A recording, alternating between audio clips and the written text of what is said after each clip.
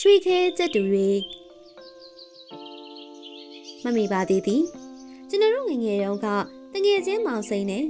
သူ့ကြက်တူတွေရွှေခဲတို့အကြောင်းကိုမမိပါသေးသည်မောင်စိန်သည်တရိษံအမွေဝါဒနာအလွန်ပါပါသည်သူ့အိမ်မှာကြက်မျိုးစုံရှိပါသည်တိန်ငင်ကြက်ရိုးရီးယားကြက်ညောင်ကန်ကြက်ကြက်တောင်ပန်ပြန်တွေဆိုဒီမှာနနက်အချိန်တွင်စူညံနေရောက်တွန်းကြပါတယ်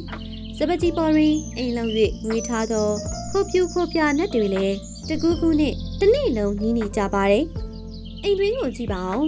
အနောက်ဘက်ခန်းတွင်ရောင်ကလေးတွေကစုံရစားနေကြသည်ကိုအမြဲလိုလိုတွေ့ရပါသည်သူမမွေးဘူးသောတားငှက်တိရစ္ဆာန်ဟူ၍မရှိတော့ဘူးဟုပင်ထင်ခဲ့ရပါသည်ကျွန်တော်တို့ငါတွင်မောင်စိန်တို့အိမ်သည်တိရစ္ဆာန်ယုံဖြစ်ပါတော့သည်ကျွန်တော်တို့တငယ်ချင်းတစုသည်ကြောင်းပိတ်ရက်များတွင်သူ့အိမ်တွင်ပင်အချိန်ကုန်ကြပါသည်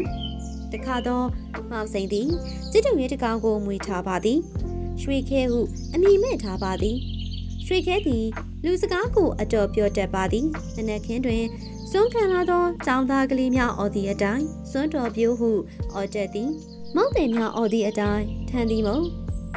ထမီးအောင်သည်မုတ်စိန်ပေါင်းစသည်ဖြစ်လေအော်တတ်သည်ပါကြီးသူအလဲလာသောအခါ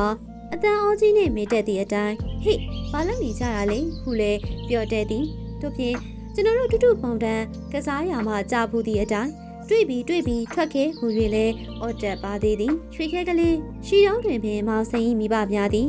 မောင်စိန်ကိုမြို့ကျောင်းတွင်ကျောင်း၏ကျောင်းစားသွားရောက်အနံဖိုးရန်စီစဉ်ကြပါသည်ထိုအခါမောင်စိန်၏မိမိကရွှေခဲကိုသူတစ်ပါးပေးလိုက်ရလင်ကောင်းမည်ဟုဆိုပါသည်လူကလေးရွှေခဲကိုမိမိဂယုဆိုင်အားမှမဟုတ်ဘူးလူလေးရဲ့ရုံတွေကြက်တွေခိုးတွေကိုကြည့်ရတာနဲ့ပဲမိမိအိမ်ကိုပြန်ကြည့်ဖို့အချိန်ရမှာမဟုတ်ဘူးဒီတော့လိုချင်သူရှိရင်ရွှေခဲကိုပေးလိုက်မေကြံနေဟုမိမိကပြောသည်မပေးပါနဲ့မိမိရဲ့ရွှေခဲကိုကျွန်တော်သိချစ်တယ်သူစကားပြောတတ်အောင်ကျွန်တော်ဘလောက်တင်ထားရတယ်လဲမိမိမပေးဘူးမဟုတ်ဘူးလားမိမိမပေးဘူးနော်ဟုတ်လားဟုဝမ်းနဲ့ပတ်လက်နဲ့မောင်စိန်ကချော့မော့တောင်းပန်ရှာတယ်သူတော်လေးမပေးလို့မဖြစ်ဘူးလေလူလေးမင်းတရိษံတွေရှိသမျှကိုမိမိမကြည့်ရဘူးမင်းညီမလေးကိုလည်းကြည့်ရအောင်မေနောက်ပြီးရွှေခဲကအင်မတန်အောင်ရဲဒီနေ့လုံးစူညံနေတာပဲဟုမိမိကဆိုသည်ထိုအခါမောင်စိန်သည်ငိုတန်းပါလာပြီးမိမိရွှေခဲကိုပေးလိုက်ရင်ကျွန်တော်တိတ်ပြီးဝမ်းနေမှာပဲမပေးပါနဲ့မိမိရဲ့ရှိခိုးပါရဲ့မပေးပါနဲ့မိမိရဲ့ဟုတောင်းပန်ရှာသည်အေးကြည့်ကြသေးတာပေါ့လူလေးရဲ့ဘာမှတော့ဂရိမပေးပြစီနေအောင်ယူမဲ့လူရှိရင်တော့ပေးလိုက်ရမှာပဲထင်တယ်ဟုမိမိကပြန်ပြောသည်မောင်စိန်ခမအလွန်စိတ်မကောင်းဖြစ်ရှာပါသည်ရွှေခဲသည်သူ့ကိုအလွန်ချစ်ပါသည်ရွှေခဲသည်သူ့ပခုံးပေါ်ကုတ်ချစ်တက်၍သူ့ရဲ့ကလေးကိုကြိုက်ကကစားလေးရှိသည်။အိုးရွှေခဲကိုမမေမပြေးဖြစ်ပါစေနဲ့မြို့ဆောင်ကိုမသွားခင်တရေသည်မောင်စိန်အတွက်စိတ်မကောင်းဆုံးသောရက်ဖြစ်သည်မောင်စိန်သည်ထိုနေ့ကရုံကလေးတွေကိုအစာပိုးရေးကျွေးသည်ကြက်ကလေးများနှင့်တမနက်လုံးကစားသည်မောင်စိန်၏ခွေးတော်ပေါ်သည်မောင်စိန်အကြောင်းကိုတိတိအလားအမီးကိုကုပ်၍နေသည်အိမ်တွင်တခုခုထိုးချနေသည်ကိုရွှေခဲလေးတီးပုံရသည်ထို့ကြောင့်သူသည်ဒီနေ့လုံးခါတိုင်းထက်ပို၍အော်မြင်နေသည်သူကအော်လေမိမိကစိတ်ပြက်လေတခြားကိုပြေးပြေးလိုက်မည်ဟုပြောလေဖြစ်သည်ဖြင့်မောင်စိန်သည်သူ့ပါဇက်ကိုပိတ်ရသည်ကအမောပင်ထိုညကမောင်စိန်သည်မအိမ်နိုင်အိယာထဲတွင်တလူလူတတိလေးရှိသည်ခြံထဲကဇီးကက်ကလေး၏မိတန်းကိုကြားသည်စပကြီးကတောက်တဲ့ကြီး၏အတန်ကိုကြားသည်ညတာရှိလာကြီးရဲ့ဟုမောင်စိန်ထင်နေသည်ထိုအခါထူးဆန်းသောအတန်တစ်ခုကိုသူရုတ်တရက်ကြားလိုက်၍အိယာထဲတွင်ထထိုင်ကနားဆွင့်ထောင်မိသည်မိဖို့တကားဖွင့်နေတန်းနှင့်တူသည်ဘသူများပါလိမ့်တခိုးရီများလားမသိဘူးလေကားထိတ်ကိုသွားပြီးနားထောင်ကြည့်အောင်မင်းဟုမောင်စိန်စဉ်းစားလိုက်သည်အိယာမှထား၍လေကားထိတ်သွားကနားဆွင့်ထောင်သည်ဘာကိုမှမကြားရတုတ်ပေါ်သည့်ခြံထဲတွင်ရှိသည်သို့သောဟောင်ကမဟောင်မိဖို့တကားဖွင့်တန်းကြားသည်နှင့်ထင်မိသည်စိတ်ကူးများဖြစ်ပါလိမ့်မည်ထို့သောတွေးပြီးနောက်မောင်စိန်သည်ဆဆရှိသည်နှင့်ကြောင်ရင်ထဲတွင်စားစရာသွားရှာအောင်မဲဟုကြံကောင်းအိမ်ရောက်ထက်သို့ဖြည်းဖြည်းဆင်းခဲ့သည်ထမင်းစားခန်းစီကအတန်တစ်ခုထွက်လာသည်မောင်စိန်သည်တတိုင်းကို꿰ကပုံနေလိုက်သည်ထိုနေရာမှနေ၍ဟိုတီတီကိုကြည့်သောအခါကြဲရောင်ဖြင့်လင်းလိုဖြစ်နေသောဗရင်ပေါက်နာတွင်လူနှစ်ယောက်ကိုမြင်ရသည်တခိုးတွေပဲဖေကိုဘလို့သွားပြောရပါမလိမ့်မလဲငါလှုပ်လိုက်ရင်သူတို့မြင်မအမှန်ပဲဟုဆိုကာမောင်စိန်အတွေ့ရချက်နေလေသည်တခိုးနှစ်ယောက်သည်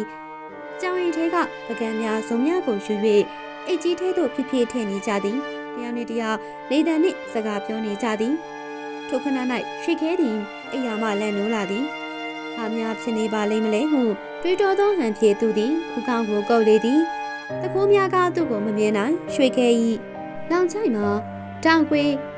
မောင်မိုက်ထဲတွင်ဖြစ်သည်ထို့နောက်ရွှေခဲသည်ရုတ်တရက်ကြဲကြဲလလောင်អော်လိုက်သည်